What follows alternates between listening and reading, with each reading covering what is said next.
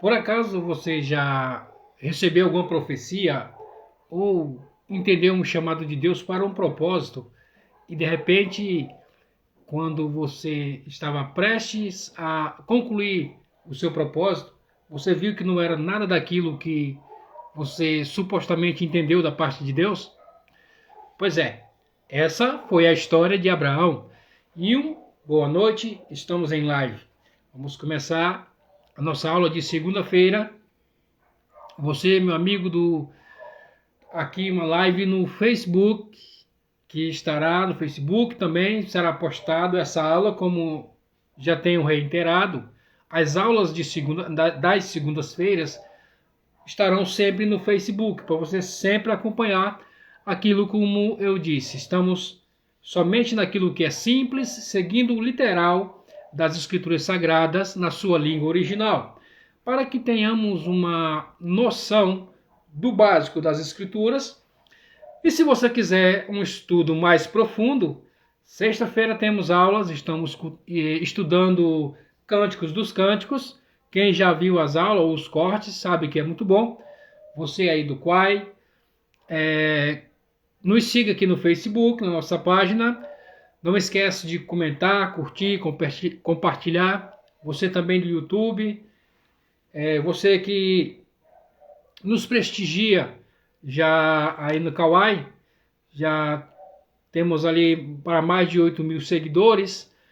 Gostaria que você também nos fizesse uma força e um apoio e nos seguir da mesma forma, tanto no Facebook como no YouTube, onde estarão as nossas aulas, pois no Kawai só vai haver somente os cortes. As aulas na íntegras você encontra de segunda-feira no YouTube, na sexta-feira somente aqui no Facebook. Mas, sem perda de tempo, nós vamos aqui já adentrar nosso estudo. Abraão, aula de número 3. Vamos prosseguir. Na aula passada nós falamos sobre o objetivo de Abraão, que ele pensava que era uma coisa, mas de repente ele viu que era outra totalmente diferente. Falamos em alguns versículos, mas foi uma coisa rápida. Foi mais que uma apresentação do que era o propósito de Abraão, ou melhor dizendo, o propósito que Deus tinha para Abraão. Então vamos dar continuidade a partir do primeiro versículo do capítulo de número 12 de Gênesis. Sempre que tiver uma palavra que se faça necessário de nós e na sua tradução para a melhor compreensão, nós iremos versículo por versículo, como de costume. Vamos lá então. Disse Deus a Abraão: vai embora para ti, da sua terra, do seu lugar de nascimento e da casa de teu pai, para uma terra que eu lhe mostrarei. Esse é o versículo de número 1, que nós trouxemos aqui analisamos um comentário da própria Bíblia que estamos estudando, comentário de Rashi, e também fizemos alguns apontamentos aqui pessoais, né? Capítulo 12 e o verso 1, sai da terra. Ele já havia saído da terra de nascimento, como nós lemos na aula passada. Ele já tinha saído de Harã, ou melhor, ele estava em Harã. Ele já tinha saído da sua terra e foi para Harã. Então, ele já tinha saído da sua terra de nascimento, ou seja, sair da terra de nascimento, aqui ela está dizendo para uma desvinculação da cultura que já havia, ou seja, uma cultura idólatra. Porque havia ali um grande risco de Abraão se assimilar. Não era necessariamente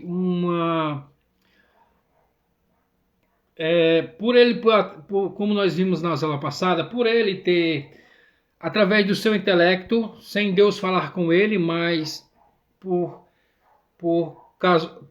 circunstâncias que ele via que acontecia, por exemplo, o sol, a lua, e ele observava e viu que toda aquela engrenagem tinha um ser, tinha alguém que estava dominando tudo, e ele passou a ser monoteísta e a falar de um único Deus.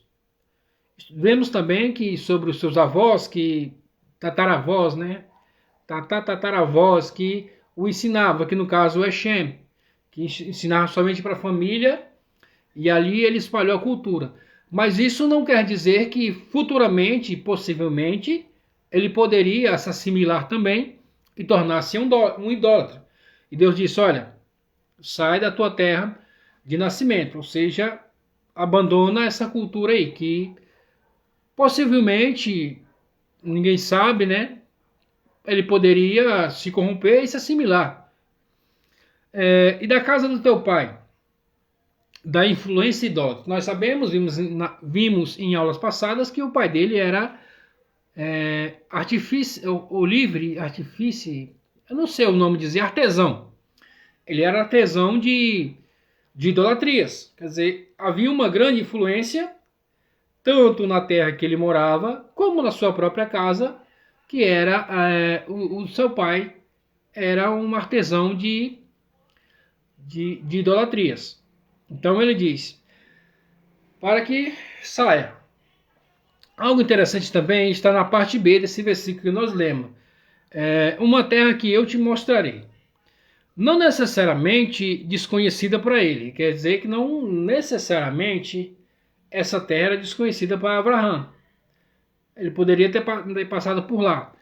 Mas, como nós lemos que se é para sair do lugar de nascimento, então, como a família de Shem, por herança a partir de Noé, é a terra de Canaã, que no caso é chamado Canaã, mas era a terra de Shem, e nós vamos ver isso aqui um pouco mais para frente. Então, ele não nasceu lá, ele nasceu, eu acho que ele, se não me falha a memória, Avraham, quer dizer, o primeiro judeu, ele era iraquiano. Ele nasceu no Iraque, nas redondezas ali do Iraque. Tá. É necessariamente desconhecida para ele. Nessa proposta, ele passará por 3 desafios. Ou seja, Deus dá a ele uma missão para ele cumprir. E ele tem embutido nesse propósito, já tem 3 desafios, 3 dificuldades que ele vai ter que passar na sua jornada. Quais são elas? A primeira diminui a possibilidade de ter filhos, já que o propósito é que ele fosse uma grande nação. A segunda diminui o dinheiro, pois ele teria gastos na sua viagem. Não só. Talvez se fosse só ele e Sará, como foi na verdade o propósito de Deus, mas Abraão resolve levar todos os seus alunos e levar também o seu sobrinho, então quer dizer que o gasto foi maior. Se ele levou, então ele automaticamente ele se responsabilizou por manter os custos. Então deu uma diminuída no orçamento de Abraão. Esse foi o segundo desafio. E o terceiro é porque ele iria se tornar um anônimo. Nas terras em que ele já estava bem conhecido, um homem que serve a um Deus monoteísta e estava ganhando milhões de pessoas. Diz a tradição que ele ganhou milhões de pessoas, quer dizer, mostrou e converteu milhões de pessoas para o monoteísmo. Então ele iria sair para um outro lugar e lá ele iria começar praticamente do zero, né?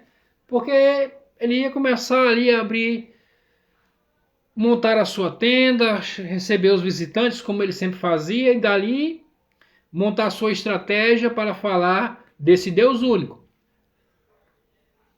Então, por aí já está o terceiro desafio. Mas em contrapartida, ele recebe 3 bênçãos: filho, dinheiro e fama.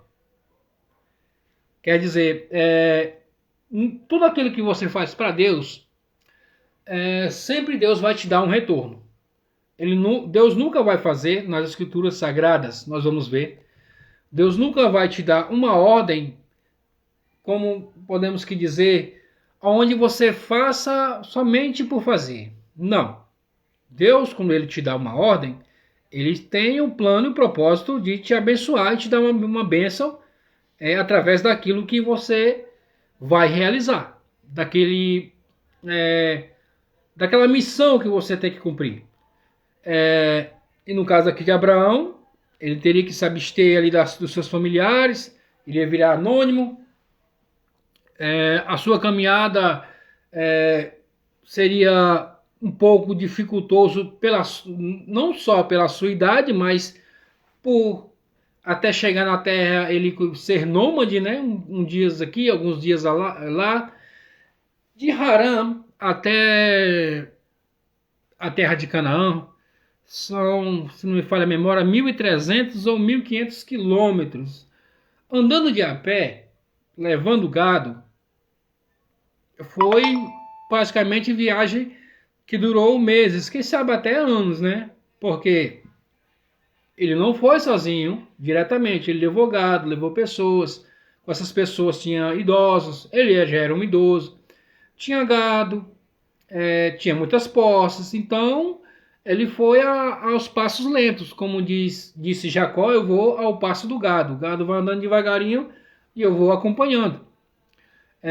Então foi essa a situação de Avram, na verdade, né? Abrão.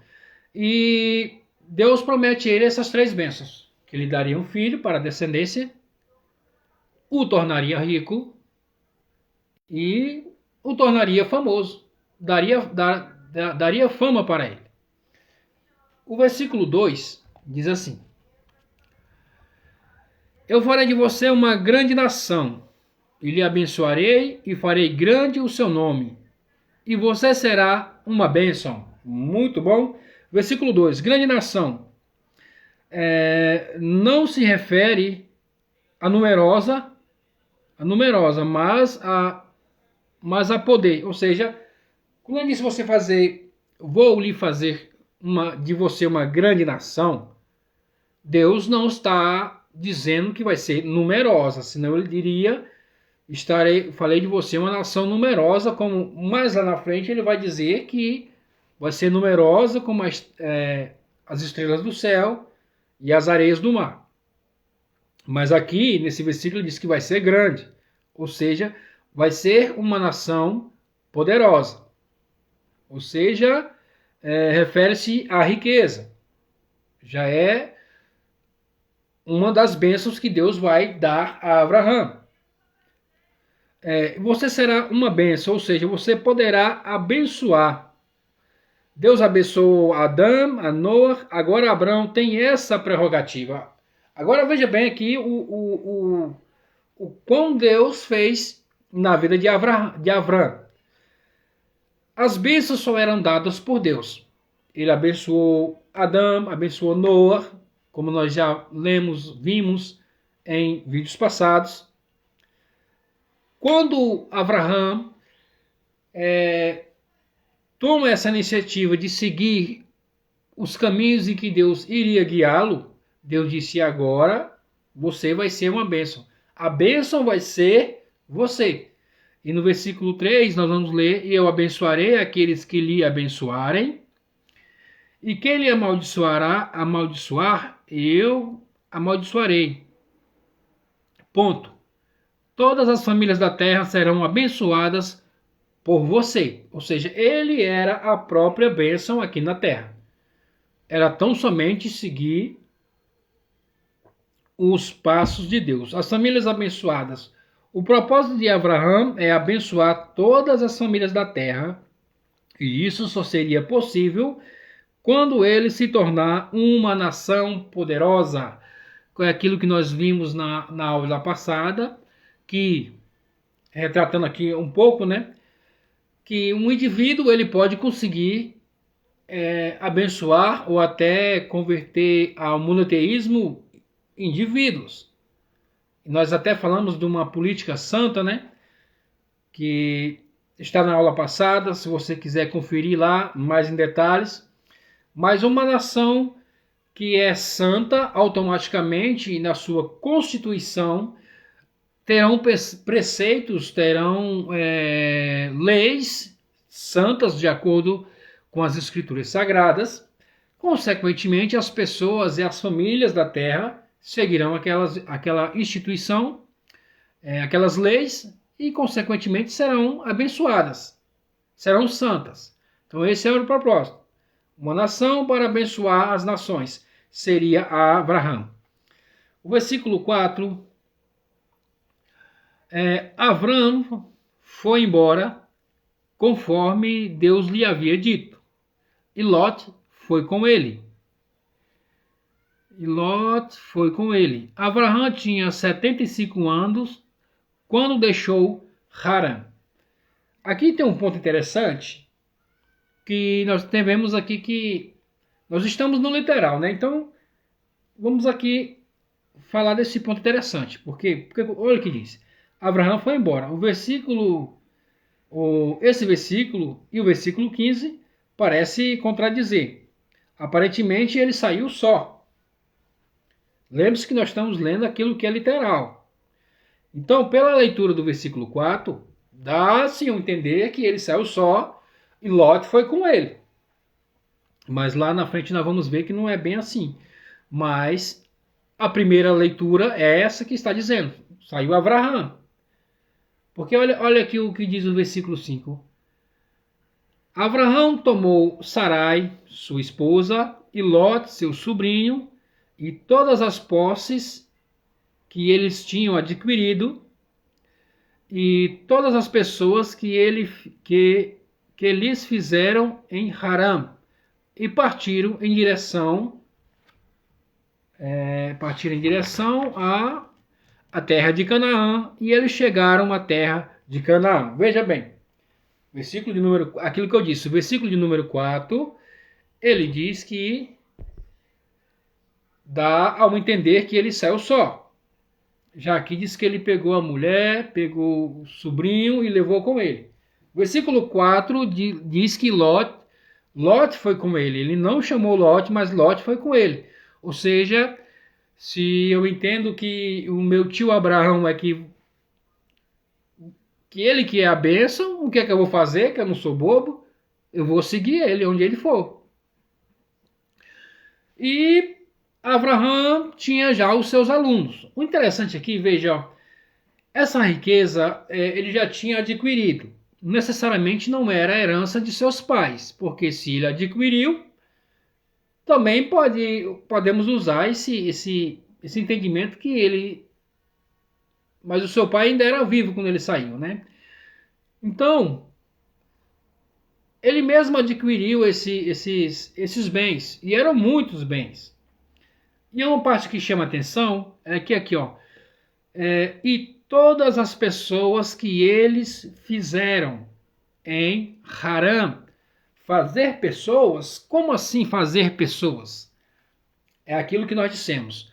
E nós vamos tocar nesse ponto um pouco mais para frente. É que você vai observar que são chamados de servos de Abraão. E o que acontece é que esses servos, na verdade, são os convertidos, os alunos de Abraão. Então eles queriam estar com o seu mestre. O que é que eles faziam? Eles cuidavam do gado, eles cuidavam da casa de Abraão, para que Abraão tivesse tempo de meditação e estudo para poder os ensinar. Então eles estavam ali, não tomados à força, mas de livre e espontânea vontade, porque eles queriam estar perto do seu mestre. Se mudavam para lá, talvez algum deles morava muito longe, muito distante, então eles teriam que estar perto do seu mestre para aprender mais sobre esse Deus monoteísta. E qual era a paga que o que pagavam para Abraão poder dedicar horas e horas de estudo dos ensinamentos de Deus? Eles pagavam com o trabalho, cuidavam do gado, das ovelhas, tiravam água para o rebanho, enfim. eles faziam o serviço de servos para poder estarem ali com Abraão. Era simplesmente isso. Não era uma conquista de guerra, de uma batalha, ele comprou escravo, não. Aqui está escrito que eles fizeram, as pessoas que eles fizeram. E a tradição vai dizer que Abraão conversava com os homens e convencia os homens sobre o monoteísmo, sobre um único Deus. E Sarai, no caso ainda é Sarai, né? E Sarai, ela é responsável de conversar com as mulheres. Ou seja, havia todo um recado. Abraão não conversava com as mulheres, quem conversava era sua esposa Sarai. E Abraão conversava com os homens e eles conseguiram uma grande quantidade de pessoas que aderiram ao monoteísmo e foram com ele. Ele falou, gente, vamos que vamos mudar para outro canto aí, nós vamos todo mundo junto. Vou levar todo mundo, vou levar todos os meus alunos. Então, mais ou menos isso. Tá, o versículo, a partir do versículo 4, Lot foi com ele. Observe que houve uma predisposição de Lot. E Lot fez uma primeira viagem. É aquilo que eu disse no versículo, né? Aparentemente, talvez, não se sabe, ele tenha feito uma primeira viagem, ele e Lot. E Lot se predispôs a acompanhar o seu tio. Como eu já disse, já sabendo que Deus havia falado a ele que ele seria uma bênção. Então, é óbvio que se eu sei que eu tenho um amigo, um conhecido, um parente que eu sei que ele é uma bênção, é natural que eu queira estar perto dele, ouvir as conversas dele, ouvir os seus conselhos, os seus ensinos. Isso é óbvio. Para quem quer ser abençoado, tem que estar perto de uma bênção. E Abraão era a bênção colocada na terra, outorgada por Deus naquele momento. O versículo 5 nós lemos, foram todos o verbo assar, indica que fez riqueza e fez servos e servos. Aquilo nós já explicamos, né? Vamos para o versículo 6. O versículo 6 diz assim. Versículo 6 Abraão viajou pela terra até Shechem, na planície de Moré. Naquela época, os cananitas estavam então na terra, ou seja, chamada terra de Canaã, mas não era de Canaã. Como disse, naquela época, os cananitas, descendentes de Cã, estavam na terra. Como nós vimos no vídeo sobre Babel, que a terra era de Shem, tataravô de Abraão, e os cananeus tomaram posse e foram dominando aos poucos, ao ponto que quando já chega na época do povo de Israel, já tem 7 nações lá, mas não eram deles, era de Shem. A herança era de Shem, dos seus parentes, não era de Ham, não foi dada a ele. A ele foi dado outra parte. Então isso é muito importante nós saber. Intrigante porque a herança de Shem é partida por Noa. Isso que nós dissemos. Os cananeus foram se apossando dela, que nós dissemos. Eles foram se apossando, tomando, guerreando, pelejando, e foram se apossando da terra de Shem. Mas não era de Shem, porque lá na frente nós vamos ver Melquisedeque, chamado de Melquisedeque em português, é Melquisedeque, que é Deus rei de justiça. Ele era o rei de Jerusalém, porque era a terra dele. Os cananeus a tomaram à força.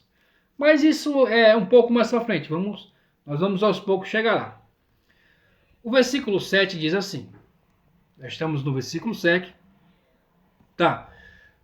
Agora ele está em Canaã, na terra que era prometida. Até então ele não sabia. Ele passou por alguns lugares, aqui e acolá, e foi andando, caminhando, como nós dissemos, um trajeto de cerca de 1.500 quilômetros, né?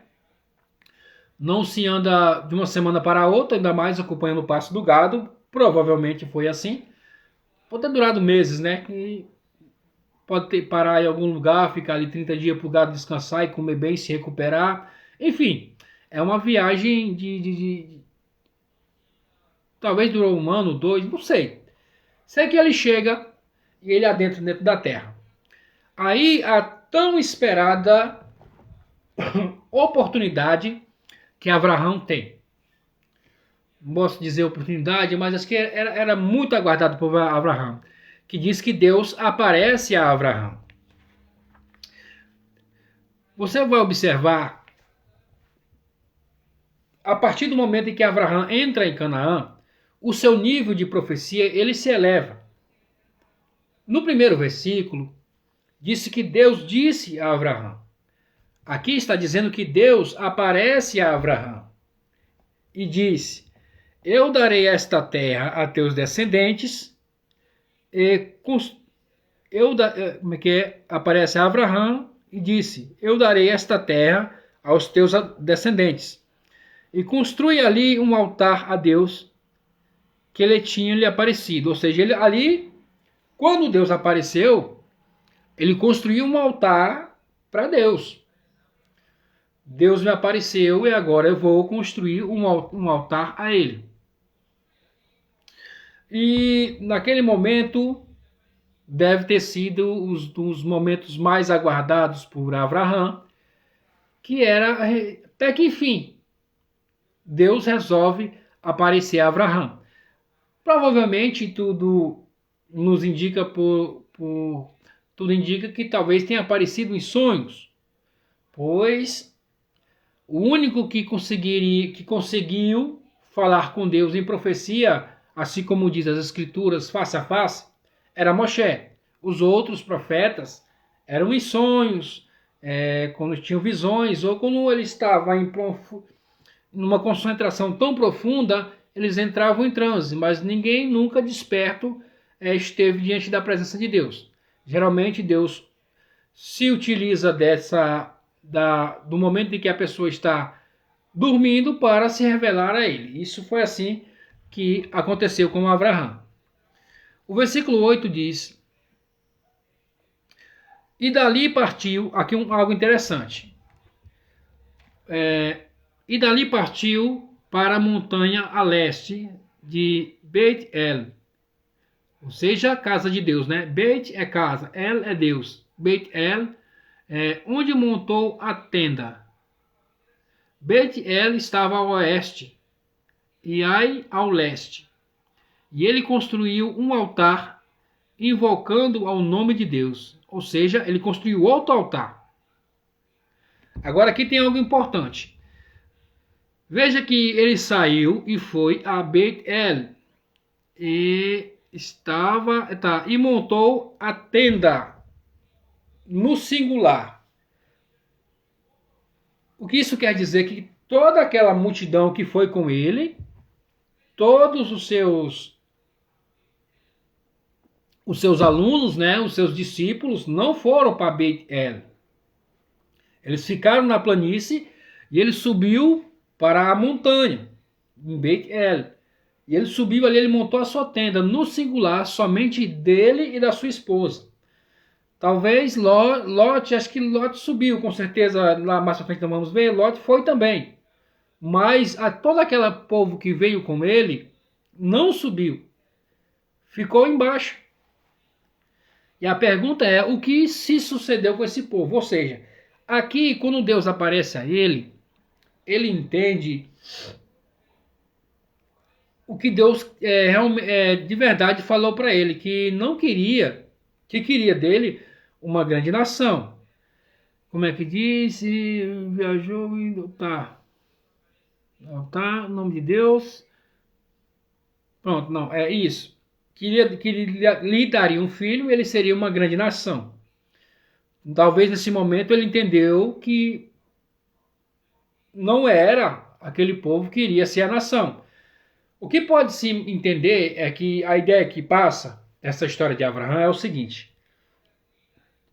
conseguir muitos discípulos. Você vai observar que quando tem a Primeira Guerra Mundial, que é 4 reis contra 5, essa foi a Primeira Guerra Mundial, aconteceu na época de Abraão, a Primeira Guerra Mundial, ele vai com 318. Ou seja, daí você tira uma noção de quantas pessoas estavam acompanhando, mulheres, crianças e velhos, o que foram só pessoas aptas para a guerra. Acho que acima de 18, de 20, não sei. Então, Abraão pode ter pensado cá com seus botões da seguinte forma: olha, eu vou, como é que se diz? Eu vou ter uma grande nação, vou ser uma grande nação, mas eu não tenho descendência, não tenho filhos, minha esposa já é idosa, eu também sou idoso, então eu vou levar esse povo, que eu já estou ensinando ele mesmo o caminho do monoteísmo, e nós viraremos uma grande nação. A ficha cai para Abraão quando Deus disse: não, da sua semente vai ser um filho. Da sua semente vai ser a sua geração, a nação da sua semente. Seus. Não é do seu sobrinho e nem dos seus discípulos. Naquele momento ele se aparta dos seus discípulos e sobra o monte de Bet-El. Lá ele faz um segundo altar e oferece sacrifícios a Deus. E aí a pergunta que eu fiz há instantes: o que aconteceu com esse povo? Eles ficaram ali e formaram uma cidade. Essa cidade é a mesma cidade que quando Jacó vem do seu sogro Labão, que ele fica perto de uma cidade, essa mesma cidade são esses discípulos de Abraão que estão ali, onde Jacó pensa assim: para onde é que eu vou, né? Aí ele diz assim: vou ali para a cidade onde está ali os discípulos do meu avô, porque são bons vizinhos, aprenderam com meu avô, são monoteístas também. Aí todo mundo sabe o que aconteceu, né? Eles pegaram uma filha, o príncipe, né, do líder lá, abusou da filha de Jacó. Aí, como nós chegarmos lá, vamos entrar em detalhes a esse respeito. Mas o interessante aqui é que aquele povo ali veio como Abraão. Eles eram os discípulos de Abraão. Aquele povo, quando nós entrarmos em Jacó, alguns capítulos mais à frente, consequentemente alguns vídeos, nós vamos falar desse ponto. Mas esse é esse povo. As pessoas que vieram com Abraão, Abraão os deixa, os abandona e sobe para o monte e monta a sua tenda. Ele usa a expressão aqui no singular, montou a tenda. No versículo 5 diz que pegou todos e foram com ele. Então, se ele sobe, seria, se realmente eles tivessem ido, seria então tendas, né? Montaram suas tendas. Não, montou a sua tenda, somente Abraão e Sarai. Subiram para Bet-El. E nós vamos entender mais um pouco na frente que Lot foi também. Acho que pelo motivo de ser mais próximos, né? Mas é essa a ideia que eu quero trazer.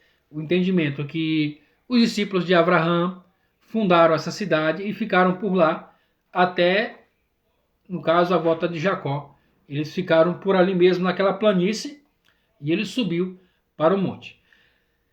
Isso foi o versículo 8, né? Vamos para o 9. Tá. O 9 começa a ficar interessante as coisas. O versículo 9 diz: Abraão viajou indo e viajando para o sul. Houve fome na terra e Abraão rumou ao Egito para lá permanecer, uma vez que a fome tinha aumentado na terra. Ponto. O sul aqui já quer dizer o Egito. Porque a fome lá já tinha aumentado. Ele já estava na terra de Canaã. O propósito seria que ele se direcionasse a Jerusalém. Mas não, ele vai para o sul. Depois que ele toma a direção do sul, entende-se, está escrito que houve fome na terra. Aí ele começou a ter fome, enquanto aqui repete duas vezes a palavra fome, duas ou três, deixa eu ver, me recordar. Houve fome na terra e Abraão rumou ao Egito para lá permanecer, ou seja, ele iria morar lá, uma vez que a fome tinha aumentado na terra. Quando ainda tinha fome e ainda dava para segurar as pontas, Abraão permaneceu, ficou na terra. Mas quando a fome ficou pesada, aí ele foi para o Egito. Ele não foi ele não foi a passeio, ele foi para permanecer. Aqui dá uma ideia que Abraão ainda não tinha tirado da cabeça a ideia de tornar todo mundo monoteísta. Então, se eu for juntar 2 mais 2 é igual a 4, um raciocínio lógico. Na época, a grande nação, a potência, era o Egito. Em sabedoria, em cultura, em riqueza, era o Egito. Egito era a nação mais influente. Entende-se que Abraão ele pensou consigo: eu tenho que abençoar todas as famílias da terra. Se eu conseguir converter toda a cultura do Egito, todo o intelecto, toda pessoa inteligente, todo intelectual do Egito ao monoteísmo, para me alcançar os outros povos, vai ser muito mais fácil. Mas é o que eu disse para você, isso não era o propósito de Deus. Abraão estava fazendo, de um certo modo, aquilo que era certo, mas da maneira equivocada. O detalhe de Abraão foi esse. E nós vamos ver daqui para frente que vai começar a desandar. Por quê? Porque não é o propósito de Deus. Não é aquilo que Deus queria para Abraão. Mas ele continuava na cabeça que ele tinha que espalhar o monoteísmo. Mas, na verdade, ele queria que espalhar o monoteísmo, mas não daquela forma, de maneira individual. Uma nação poderosa. Os planos de Deus eram uma nação poderosa, onde as outras nações pudessem se influenciar, como Abraão. Aí que começa a desandar. E ali ele não foi somente para passar alguns dias, fazer algumas palestras, não. Ele foi para permanecer lá, ficar morando lá. O versículo 10, versículo 11. Ao aproximar-se do Egito, ele disse à sua mulher Sarai: agora sei, morando com ela há tantos anos, ele fala para ela assim: agora eu sei que você é uma mulher bonita. Como assim agora eu sei? Ele não sabia antes que ela era uma mulher bonita? Vamos entender aqui o que ele quis dizer com isso, né? Tá. No caso, no original, está escrito não é uma mulher bonita, mas bela, né? Porque, ao se aproximarem, versículo 11, preste bem atenção no versículo. Ao aproximarem-se do Egito, ele disse à sua mulher, Sarai: agora sei que você é uma mulher bonita.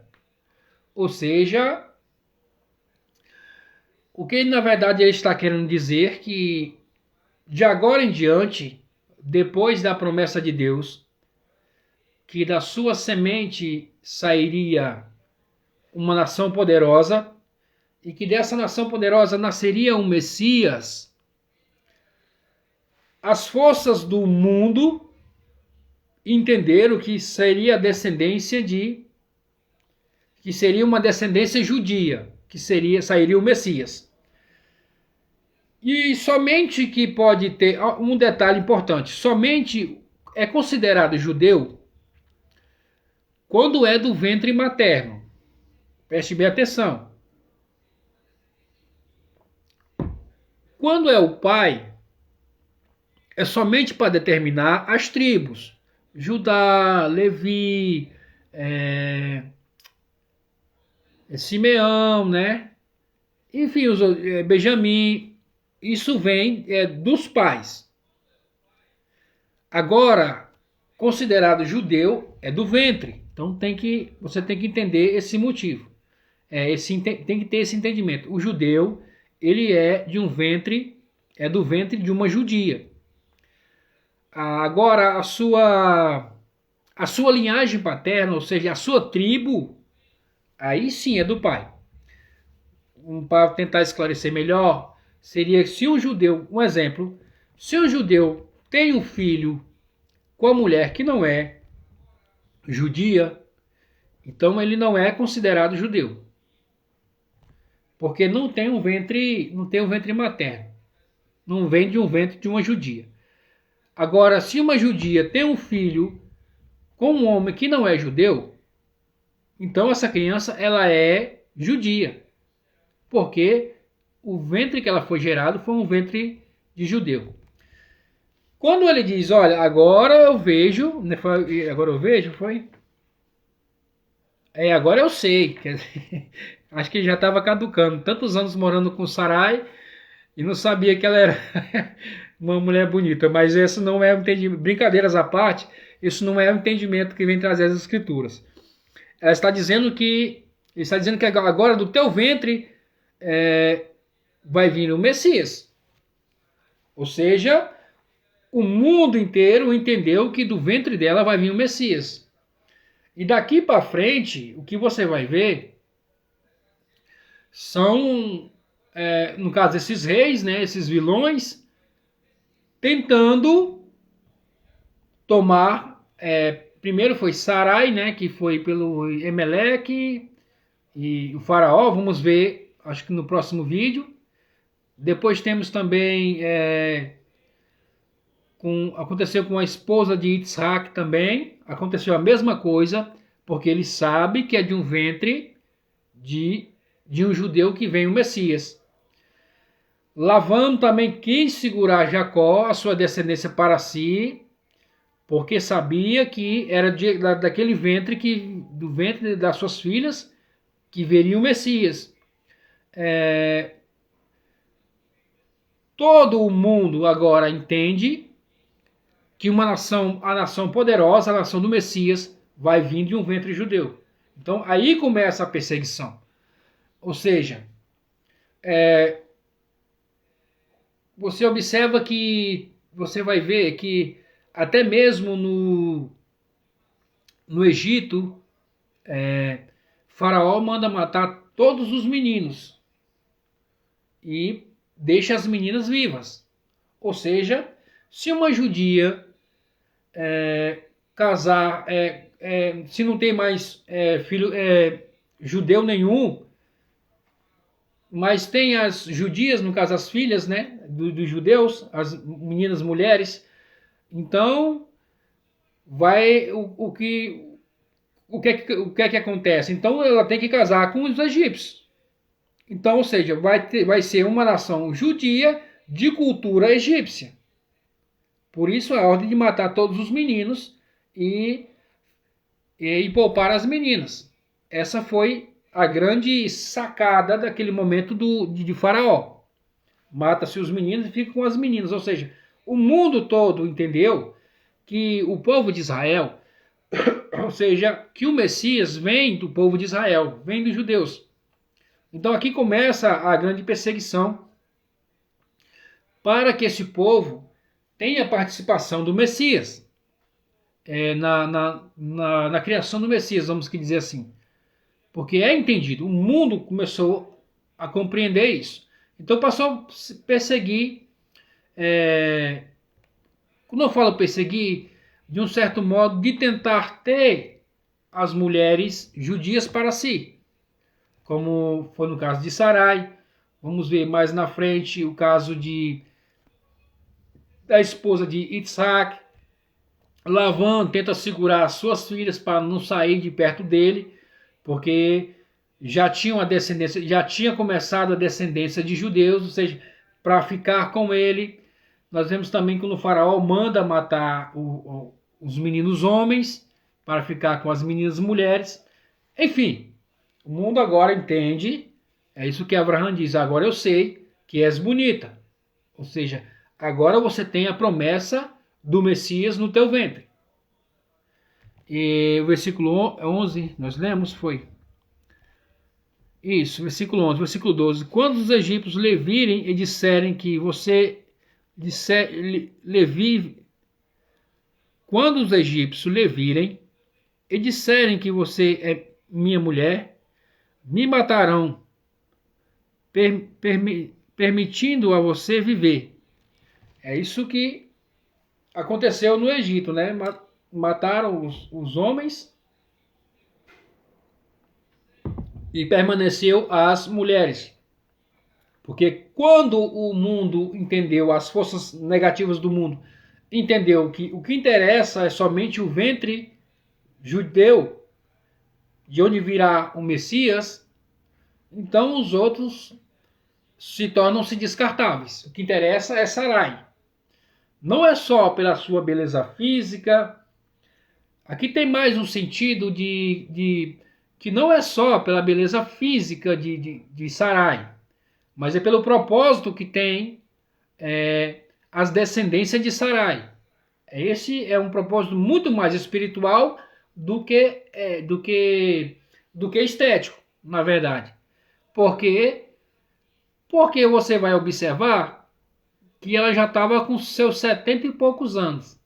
Uma mulher de 70 e poucos anos não é mais essa gracinha, como vamos dizer assim, Sarai, uma menina aí de 22, 20 anos, não é. Ela já tinha 60 e poucos anos para lá. Então, quando diz que eles vão observar que ela é bonita, ou seja, quando as forças do mundo entender que é do ventre dela que vem o Messias, vão querer mantê-la viva para manter a sua descendência, que será uma descendência de judia, porém com uma cultura egípcia, uma cultura mundana, e vai descartar e vai matar Abraão. É esse o enredo que se desenrola aqui. E por isso ele monta toda aquela trama e nós veremos no próximo vídeo. No próximo vídeo tem mais, segunda-feira que vem tem mais, já estamos em horário avançado e para não ficarmos muito acarretados e o pouco que eu fiz de estudo foi até aqui. Senão, se nós passarmos aqui, teremos coisas muito mais superficiais. Então vamos estudar um pouco mais, nos aprofundarmos um pouco mais para trazer um entendimento melhor. Então, meu amado, é isso aí. Já repito a você, se você quiser um estudo muito mais aprofundado, estamos estudando Cantares de Salomão, que será agora sexta-feira. Espero você lá. Obrigado por ficar comigo até aqui. Não esqueça de, quando ver esse vídeo, curtir, comentar, compartilhar. Deixe a sua pergunta, o seu questionamento, a sua dúvida, a sua pergunta. Se inscreve no nosso canal do Facebook, Osmundo Castro, no YouTube, Osmundo Castro 40, e no canal vai aparecer na sua For You. Vai lá, curta, comenta e compartilha. Muito obrigado e até a próxima segunda-feira. Fique bem, fique em paz e fique com Deus.